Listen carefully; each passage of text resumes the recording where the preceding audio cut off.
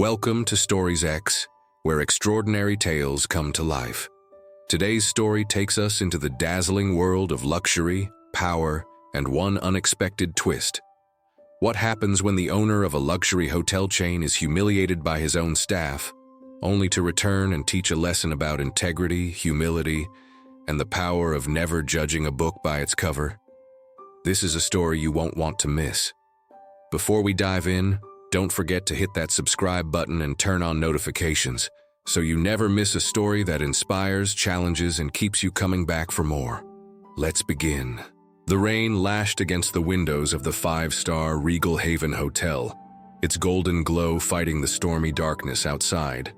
Inside, the grand lobby gleamed with polished marble floors, crystal chandeliers, and an air of exclusivity that spoke volumes about its clientele. At the front desk, Janet Miller, a white woman in her late 20s, stood tall in her sharp uniform, her blonde hair tied neatly in a bun.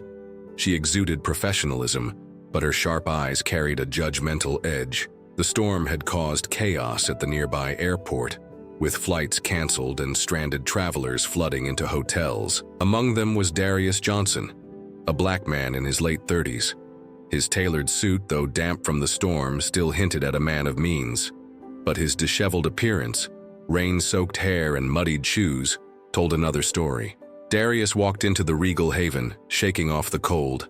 "Good evening," he began, his voice calm yet tired. "I'd like to book a room, please."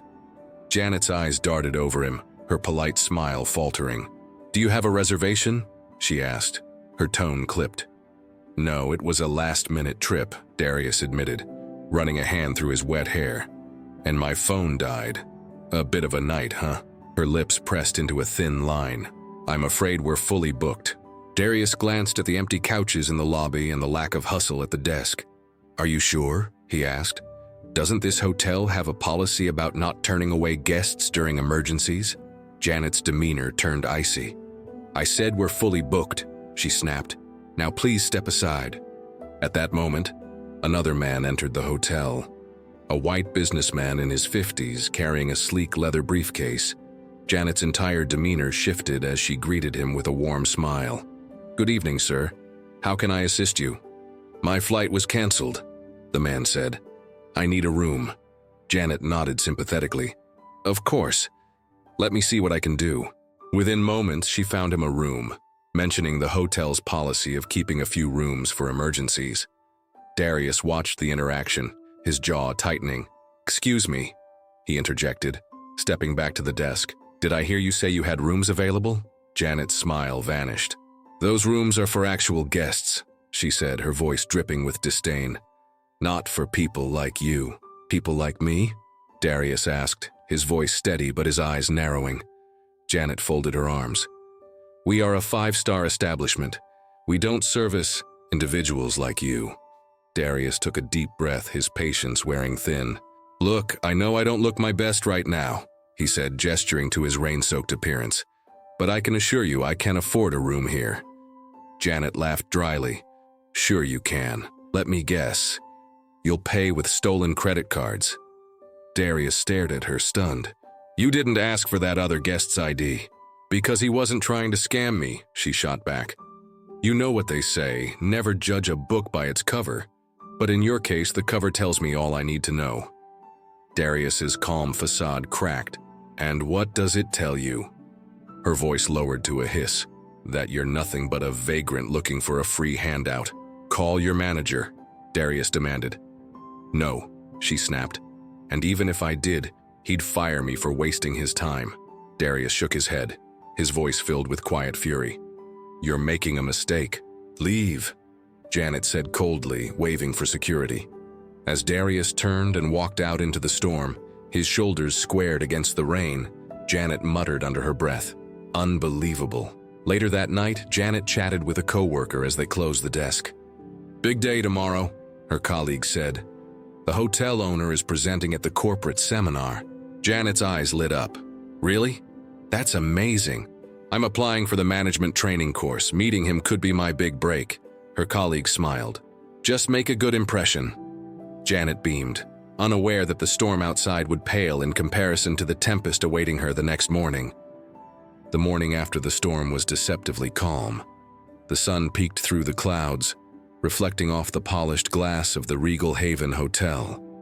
Inside, the staff bustled about, preparing for the corporate seminar that would host the hotel chain's enigmatic owner. Excitement buzzed through the halls as employees speculated about what he might be like. Janet Miller, her uniform impeccable and her confidence high, was determined to make a lasting impression. She stood near the reception desk, nervously smoothing her skirt as she rehearsed a greeting in her mind. "Good morning, Mr. Johnson," she whispered under her breath, practicing her tone to be both professional and approachable. Her manager, a tall man with graying hair, appeared behind her. "Janet," he said, his voice carrying an edge of urgency. "The owner just arrived. Make sure everything is perfect. This is your chance to shine." Janet's heart raced with anticipation. "Yes, sir," she replied, standing a little straighter. As the double doors of the lobby swung open, Janet's practiced smile faltered. Walking in wasn't the dignified figure she had imagined, but the same black man she had dismissed the night before. His tailored suit was perfectly pressed, his shoes gleamed, and his presence exuded an unmistakable air of authority. Behind him trailed a small entourage, their demeanor one of deference and professionalism.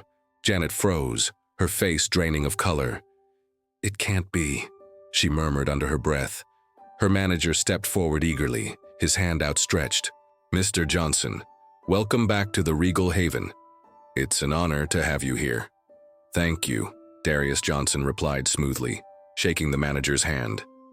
His sharp eyes scanned the room before settling on Janet, who stood rooted to the spot. His expression remained unreadable, but his gaze lingered just long enough for her to feel the weight of it. "Mr. Johnson," the manager continued, oblivious to the tension, "this is Janet Miller, one of our front desk associates. She's applied for our management training program and has been looking forward to meeting you." Janet forced a smile, though her stomach churned. "Good morning, Mr. Johnson," she said weakly, extending a trembling hand. Darius regarded her hand but didn't take it.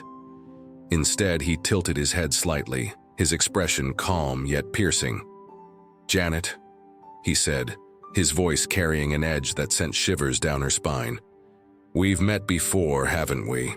The manager looked between them, his brow furrowed. "Oh, I didn't realize."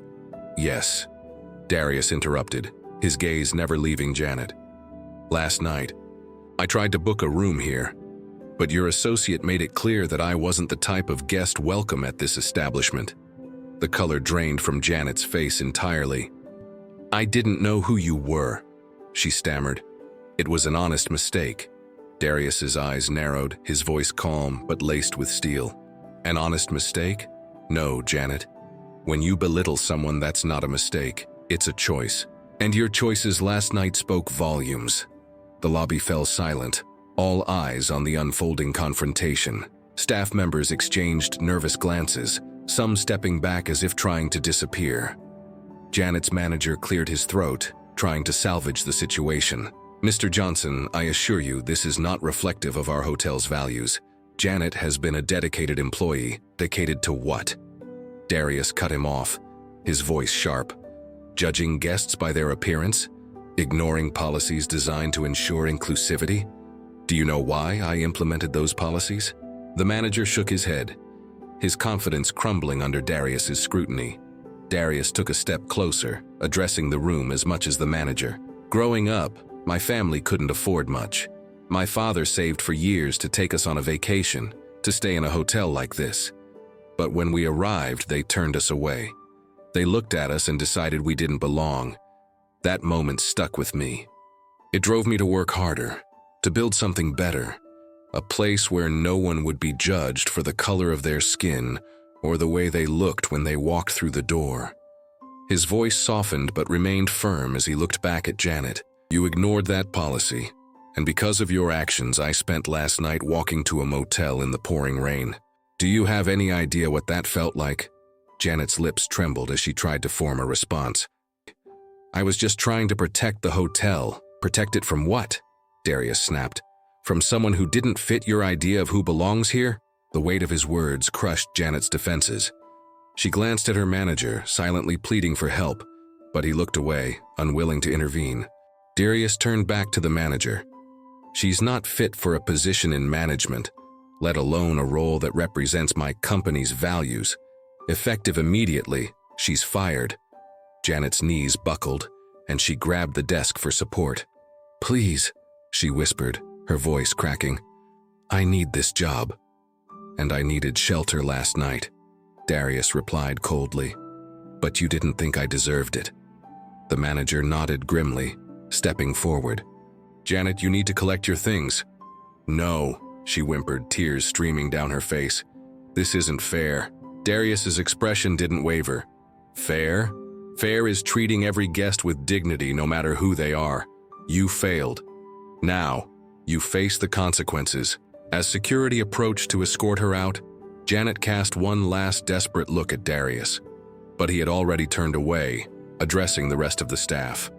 "Let this be a lesson to all of you," he said, his voice carrying through the lobby. "A good manager doesn't judge a book by its cover. Treat every guest as though they belong, because they do." The staff nodded solemnly, the gravity of his words sinking in. "Now," Darius said, his tone softening as he gestured toward the conference room, "let's begin the seminar." And with that, he strode forward, leaving behind a room of stunned employees and a legacy of integrity that would resonate long after he was gone. The corporate seminar was in full swing, and the air in the conference room buzzed with nervous anticipation. The staff of the Regal Haven Hotel sat in neat rows, notepads ready, eyes glued to Darius Johnson, their enigmatic owner. Every word he spoke carried weight, a blend of authority, wisdom, and experience earned from a life of overcoming obstacles. "Hospitality," Darius began, pacing the stage with an air of quiet confidence, "isn't just about providing luxury. It's about creating an experience, a sense of belonging. And that starts with how we treat every single guest who walks through our doors." The room was silent except for the scratch of pens on paper as employees jotted down his words. Janet's absence was conspicuous, and though the staff avoided mentioning her dismissal, the memory of the confrontation lingered in their minds. Darius paused, scanning the audience with a sharp gaze. "I know many of you aspire to leadership roles," he continued. "You think it's about climbing the ladder, making decisions, and delegating tasks. But real leadership is about service. It's about putting others before yourself and leading with empathy." He clicked a remote, and a slide appeared on the screen behind him. "Leadership through inclusion, the foundation of success." "Let me tell you a story," Darius said, his tone softening. "When I was working as a valet at a luxury hotel, I had a boss who taught me something invaluable. He told me, 'People will forget what you say, but they'll never forget how you make them feel.' That lesson stuck with me, and it became the cornerstone of everything I do." The staff leaned in, captivated by his authenticity. "One night, a family came to the hotel where I worked," he continued. "They looked exhausted, their clothes worn from travel. My colleagues dismissed them immediately, assuming they couldn't afford a room. But I didn't. I treated them with the same respect and courtesy I would give any guest. It turned out they were relatives of a major investor. Because of how I treated them, that investor personally recommended me for a management training program. That moment changed my life." Darius paused, letting his words sink in. "Now imagine if I had judged them the way Janet judged me last night.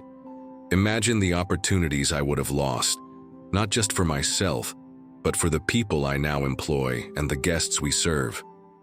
That's why it's so important to treat every person with dignity, because you never know who they are or what they're going through." The audience erupted into applause, a wave of understanding washing over the room. Darius allowed a small smile, though his eyes remained serious. "Leadership isn't about perfection," he said, "but about progress. Every day you have a choice to be better, to do better. And it starts with embracing diversity, not just as a policy, but as a value." In the staff lounge, Janet sat slumped on a bench, clutching a box of her belongings. Her tear-streaked face was a mask of despair. Security had escorted her out of the lobby earlier, but she couldn't bring herself to leave the hotel entirely. Part of her clung to a sliver of hope that this nightmare could somehow be undone. "Janet?" A voice broke through her thoughts. She looked up to see her colleague Lisa standing hesitantly in the doorway. "What do you want?" Janet snapped, her voice hoarse. Lisa stepped closer, her tone gentle. "I just wanted to check on you. Are you okay?" Janet scoffed bitterly.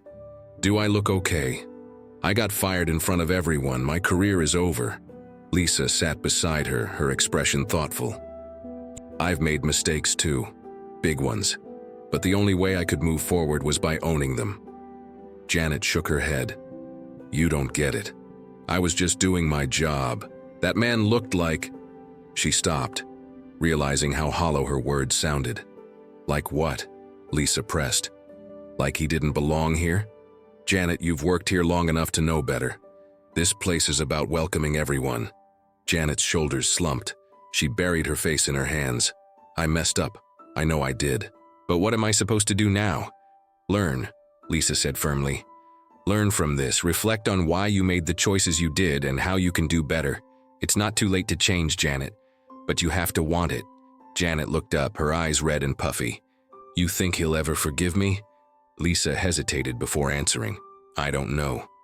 But forgiveness starts with you. If you want to make amends, you have to take responsibility first." As the seminar wrapped up, Darius concluded with a final piece of advice. "Every interaction is an opportunity to leave a lasting impression. Make it a good one." That's the kind of leadership that builds trust, loyalty, and success. The staff rose to their feet, applauding loudly as Darius stepped off the stage. His manager approached, shaking his hand vigorously. "Mr. Johnson, that was inspiring. Thank you for sharing your vision with us." Darius nodded. "Thank you for having me.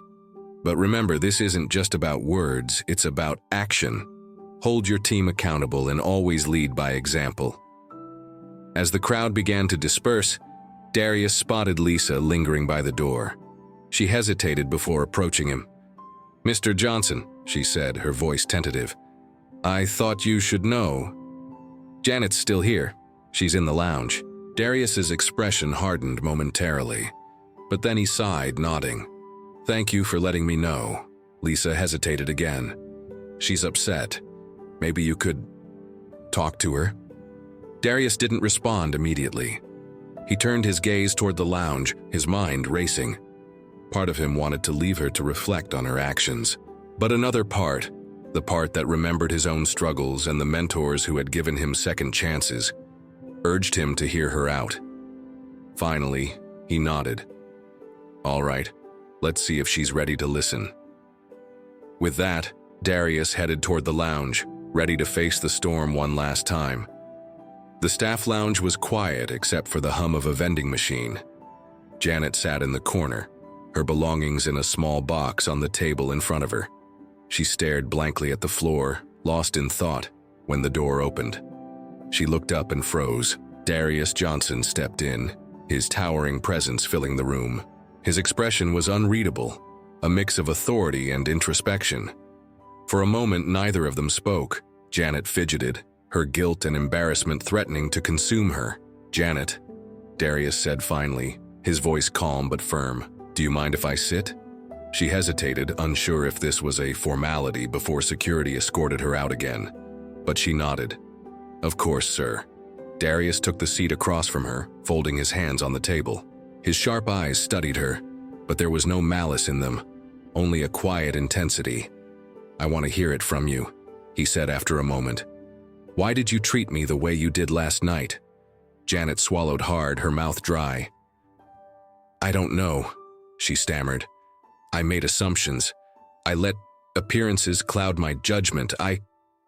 She stopped, her voice faltering. Darius didn't respond immediately, letting the silence press her further. "I thought you were someone who didn't belong here," she admitted finally, her voice barely above a whisper. "And I was wrong." "Yes, you were," Darius said evenly. "But it wasn't just about me, was it? How many other guests have you judged the same way? How many people did you turn away simply because they didn't fit your idea of what belongs in this hotel?" Janet's face flushed. She had no answer. She'd never considered the broader impact of her actions until now. "I started this hotel chain," Darius continued, his tone steady but resolute. Because I wanted to create a space where no one would feel the way I felt as a child, excluded, dismissed, and belittled. That's why we have policies like never turning away a guest in need. Those policies aren't just words on paper. They're the foundation of everything this company stands for. I understand that now, Janet said quickly, her voice tinged with desperation. I messed up, Mr. Johnson. I know I did. And I'm sorry. I wish I could go back and change what I said. Darius leaned back in his chair, his expression softening slightly. I believe you're sorry, he said. But being sorry isn't enough. Words are easy, Janet. What matters is what you do next. She nodded, tears pooling in her eyes. I want to make it right. Please give me another chance. I'll prove to you that I can change. Darius studied her for a long moment, weighing her words. Finally, he leaned forward, his voice dropping to a quieter, more reflective tone. Janet, I know what it's like to make mistakes, he said. I've made plenty of them myself. But what defines us isn't the mistakes we make. It's how we learn from them and how we grow. He paused, letting the weight of his words settle before continuing. You hurt me last night, not just as a guest, but as a person. And it wasn't just me. You hurt this hotel, its reputation, and the very values we stand for. That's not something I can overlook. Janet's heart sank. She opened her mouth to plead her case further, but Darius raised a hand, silencing her. That said, he continued, his tone softening, I believe everyone deserves a chance to make amends. But a second chance isn't a free pass, it's a responsibility. So here's what I'm going to do. Janet's eyes widened, hope flickering in her expression. I'm going to give you an opportunity to prove that you've learned from this, Darius said. But not here. You're going to work at one of our community outreach hotels, the ones that provide shelter and support to people in need. You'll work alongside staff who understand what it means to treat everyone with dignity, regardless of their circumstances. And you'll stay there until you can demonstrate that you've internalized the values we uphold at this company. Janet nodded eagerly, her voice trembling with gratitude. Thank you, Mr. Johnson. I won't let you down. Darius held up a hand. Don't thank me yet. This isn't a promotion, it's a demotion. You'll have to work harder than you've ever worked before, and you'll be earning less than you do now. If you can prove that you've changed, I'll consider allowing you to reapply for a position here. But if I hear even a whisper of misconduct, you're gone. No more chances. Janet swallowed hard, but nodded again. I understand. I'll do whatever it takes. Darius stood, signaling the end of their conversation. Good, then we'll see what you're really made of. As he turned to leave, Janet called after him, her voice hesitant. Mr. Johnson? He paused, glancing back at her. Thank you, she said, her voice sincere, for giving me a chance to be better. Darius nodded, his expression thoughtful. Don't thank me, Janet. Thank yourself when you've earned it. Darius returned to his office, the weight of the morning still pressing on him. He stared out the window, his mind replaying the conversation with Janet. Giving her a second chance had been a calculated risk, but it was one he believed in. A soft knock at the door interrupted his thoughts. It was Lisa. Mr. Johnson, she said, stepping inside. I just wanted to say, what you did with Janet, it was the right call. Not everyone would have handled it the way you did. Darius smiled faintly. It wasn't an easy decision. But if we're going to lead by example, that means extending grace when it's deserved, and accountability when it's needed. Lisa nodded, her admiration evident. You're changing the culture here, sir, and it's inspiring. That's the goal, Darius said, turning back to the window. One person at a time. As the sun dipped below the horizon, Darius felt a renewed sense of purpose. The journey was far from over, but he knew that every step he took, every lesson he taught, was shaping a legacy that would outlast him. And that, more than anything, was what made the struggle worthwhile. The ballroom was abuzz with anticipation. It was the day of the hotel's annual leadership summit, an event where managers, staff, and special guests gathered to celebrate the achievements of the year and discuss the future direction of the chain. Darius Johnson stood at the edge of the room, his presence commanding yet approachable, watching the crowd mingle. His mind was calm, yet focused. Today was more than just a celebration. It was the culmination of a personal journey. Lisa approached him, her tablet in hand. "Everything's set, Mr. Johnson. You're up in 15. "Thank you, Lisa," Darius said with a nod. His gaze swept the room, landing briefly on Janet, who was standing near the back, quiet and reserved. She had just completed her assignment at one of the community outreach hotels, and the transformation in her demeanor was clear.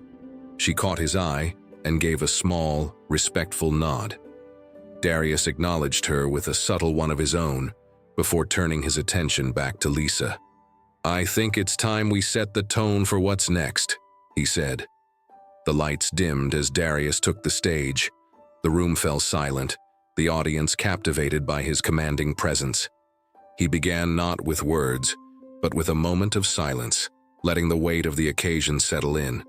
"Good afternoon, everyone," he began, his voice warm but firm. "Today, we gather not just to celebrate the successes of this past year, but to reflect on the values that guide us as a company and as individuals." He paused, letting his gaze sweep the room. "I want to share a story," he continued. "A story that began right here, in this very hotel." The room grew even quieter as he recounted his experience of being turned away, describing the humiliation and frustration he had felt that stormy night. He did not name Janet, nor did he point fingers. Instead, he spoke about the larger lesson. "In that moment," he said, "I was reminded of why I started this business in the first place, to create a space where no one would feel unwelcome, where no one would be judged by their appearance, their background, or their circumstances." He took a deep breath, his tone softening. "But even in a place built on those principles, we are not immune to mistakes.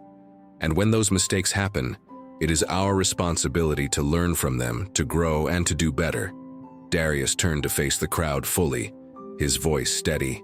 "This year we've made changes, not just to policies but to mindsets. We've implemented new training programs, strengthened our community outreach initiatives, and opened our doors wider than ever before. And I've seen the difference it's made." He gestured subtly toward Janet. "I've also seen individuals rise to the challenge of growth, people who have taken accountability for their actions and worked tirelessly to become better versions of themselves.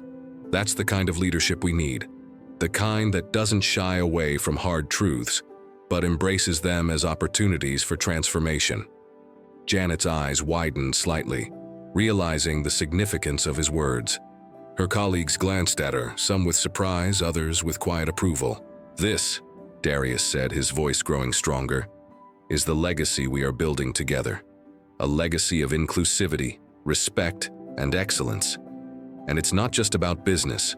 It's about the impact we leave on the lives we touch every single day." After the applause faded, Darius stepped off the stage and mingled with the crowd. Janet approached him hesitantly, her posture humble yet determined. "Mr. Johnson," she said, her voice steady despite the emotion in her eyes, "I just wanted to thank you for giving me a chance to learn and grow. I'll never take it for granted." Darius studied her for a moment before offering a small smile. "You've come a long way, Janet. But remember, this is just the beginning. The real work is in what you do next." She nodded, understanding the weight of his words. "I won't let you down," she said. "I trust you won't," he replied. "Now go and make the most of it." As the summit wound down, Darius found himself standing by the large windows overlooking the city. Lisa joined him, a glass of champagne in hand. "You did it," she said, her voice filled with admiration. "You've not only built a successful business, you've built something meaningful." Darius nodded, his gaze fixed on the horizon. "It's not just about what we've built, Lisa. It's about ensuring it lasts, long after we're gone." "And it will," Lisa said with confidence, "because you've given it a foundation of integrity." As the sun set, casting a warm golden glow over the city, Darius allowed himself a rare moment of reflection.